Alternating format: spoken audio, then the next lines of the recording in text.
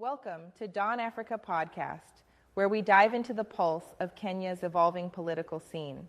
We're looking at a landmark shift, an alliance between two arch rivals that's rewriting the rules. Yeah, absolutely. So what exactly happened in this new chapter of Kenya's political narrative? Well, it all centers around an electrifying handshake that wasn't just a mere greeting.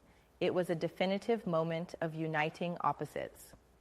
On the same day that Wafula Chebukati was laid to rest, President William Ruto and Raila Odinga came together symbolically, indicating a turning point in Kenya's history.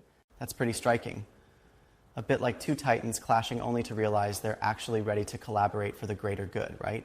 Exactly. It's like when you finally stop fighting over the remote at home and realize everyone can share the TV for a bit. This handshake displayed what's known in philosophy as the negation of the negation, essentially, blending contrasting forces to create a whole new dynamic. Yeah, that's powerful. And what about the transition from that old Ferrari presidency model to what's now being called the matatu presidency? It sounds like a radical shift. Oh, absolutely. For decades, Kenyan politics operated like an exclusive club, only two top seats with reserved interests, often favoring certain communities. But now, with this matatu presidency, it's like every community gets a ride. Every voice gets heard. It's the breakdown of entrenched privilege. That sounds refreshing. I can see that. But here's what puzzles me. What's in it for Raila Odinga himself? Surely he isn't settling for a minor role. Right.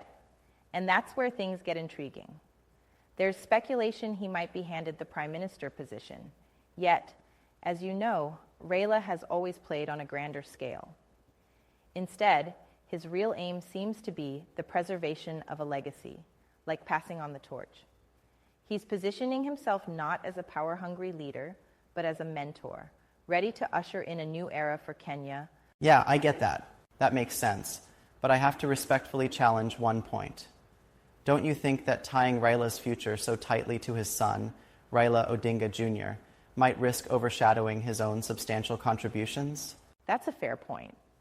However, by grooming Raila Jr., Raila seems intent on ensuring that the well-established values of the Odinga dynasty evolve with fresh energy and perspective.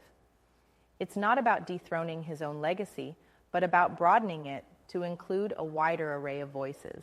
An inclusive political future for Kenya. I see your angle. And President Ruto's role here is equally fascinating, isn't it? With his track record of empowering young leaders, his mentorship of Raila Jr. could really set the stage for, well, a complete political renaissance. Absolutely. Ruto is moving away from the old, rigid model. With this handshake, he's declared a call for inclusivity, a tosha, if you will, inviting every community, particularly those long marginalized, to share in Kenya's future. It's a visionary move, like retooling an old engine into a versatile, community-powered motor. It really is transformative. This alliance is setting up a narrative where mentorship and legacy are the cornerstones, rather than just raw power play. It's practically a political renaissance in the making. Exactly. And while the real outcomes remain to be seen, this moment marks the beginning of a much broader dialogue on unity, representation, and intergenerational change in Kenya's political landscape. Yay, that's exciting. I'm eager to see how this new chapter unfolds, especially with the intergenerational mentorship coming to the forefront. It's a bold experiment in rebalancing power and tradition. Absolutely. And as this dynamic story continues to evolve, we're here to track every pivotal moment. It's a fascinating journey into a reimagined political era for Kenya. Thanks for the deep dive into these historic developments.